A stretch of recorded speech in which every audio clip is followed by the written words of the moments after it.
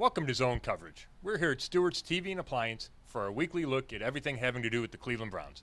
I'm Scott Petrak, Browns beat writer for the Chronicle-Telegram, Medina Gazette, and BrownsZone.com. And this is Jim Ingraham, our sports columnist. Jim, one of these days I want to talk about a Browns win, but alas, Cincinnati 31, Cleveland 7. What do you have to say about that one? Well, it's better than 35 to nothing. Always looking on the bright side. Well, I mean, it's going the wrong direction, really. I mean, we thought at the start of this three-game segment where they were playing what at the time was three winless teams that they'd show some progress, and they're actually regressing, and it looks worse now than it did at any point during the season, and I think that should be alarming to the people running the team. Yeah, to me, that's exactly right. It feels like one of those losses that causes owner Jimmy Haslam to reevaluate everything in the organization.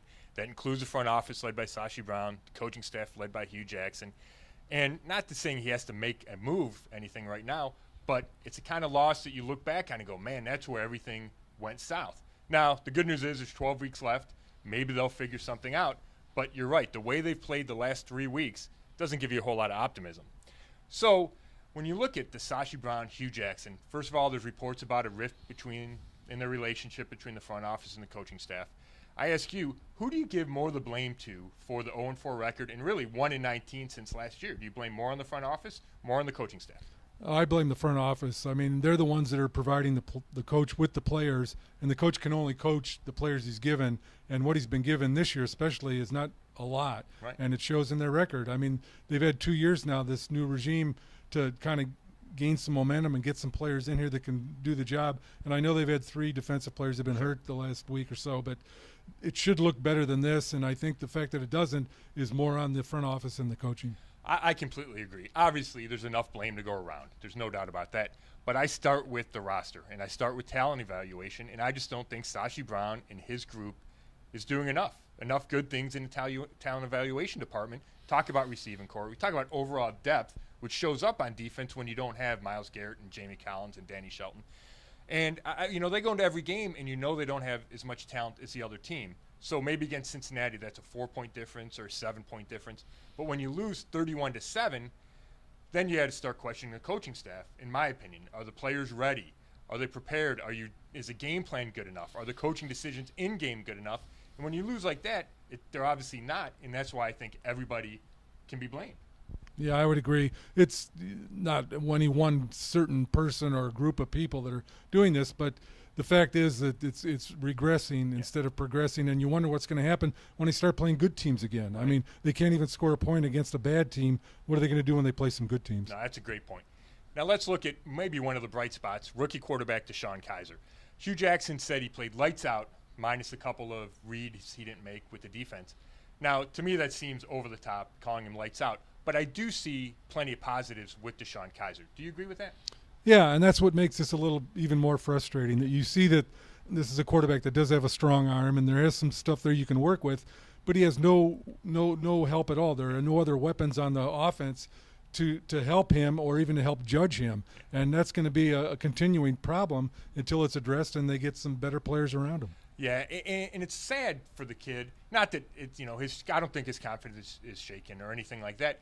But you'd like for him to have more help, right? For him to be in better situations. And when you're down 14-0 and you're down 21-0, it's awfully hard on any quarterback, let alone a rookie with no run game and no quality receivers. So it's all about baby steps with him, which means no turnovers, taking fewer sacks, and he's gotten better in those areas.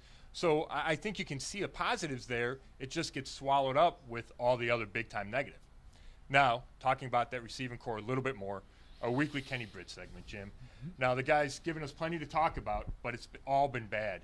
So I ask you, Hugh Jackson, does he have a choice, or can he afford to bench Kenny Britt, who signed a $32 million deal in the offseason? Well, he can afford to do that. The front office probably wouldn't like it, but what are you going to do? You've given the guy 4 games to show that he can be an addition that's going to help the quarterback and the team score some points, and that hasn't happened. Now the coach can continue to keep running him out there, but if he's not going to help, what's the point? I mean, you're just banging your head against the wall. I think you have to find someone else to play out there, but the question is, do they have anybody? Well, yeah, and that's exactly right. And I think Hugh Jackson is in such a difficult spot regarding Kenny Britt because, one, you want to set an example for a young team, saying if you don't perform, The result is you play less, right? That's how the NFL works. You don't show it on the field. You don't play as much. You get benched, whatever, your reps are cut. However, I think Kenny Britt, as bad as he's been through 4 games, still might be their best receiver with Corey Coleman injured on the injured reserve. So if you're Hugh Jackson and you're desperate to win a game, I can see why he would want to keep going back to Kenny Britt, because he might actually give you a better chance than Ricardo Lewis or Rashard Higgins or Jordan Leslie. But you also want to send a message. So I think it's a tough spot for Hugh Jackson to be in. And frankly, the front office put him in that spot by signing Kenny Britt. And then Kenny Britt put him in that spot with how he's played. Jim, let's move ahead. Let's look at the Jets game next week. I think the Browns are favored by maybe a point earlier in the week. Is this a game that they can win? Can they finally get one of those wins where everybody can kind of relax for a second and say, hey, it's not all bad? Well, they could win, yes, but I would say they're not going to win because it is all that bad. They've shown nothing, especially in the last 2 games, to indicate that they're ready to win a game against even a bad team. And the Jets are, by their record, a little bit better than the other 2 teams they've just played. And until they actually win a game, it's very difficult to pick one game and say, well, this is one they'll win. So, no, I don't think they'll win. Yeah, I'm with you. Until they win, I can't pick them to win. So I'm going to say Jets 24, Browns 20. I do think it's, quote-unquote, a winnable game. And part of that is because Josh McCown is a quarterback for the Jets. And we've seen Josh McCown. We've seen the good. We've seen plenty of bad with Josh, one of my favorite guys to cover. But he could throw 3 interceptions and give the Browns a chance to win. However, you just can't feel comfortable saying that. Now, maybe Myles Garrett, having him back for the first time all season, will make that big a difference. That's what the Browns have to hope. He can force a turnover, strip sack, something like that. But I also think the matchup with the Jets shows that you can be a team with low expectations like the Jets are. Everybody thought they were going to get the number 1 pick in the draft.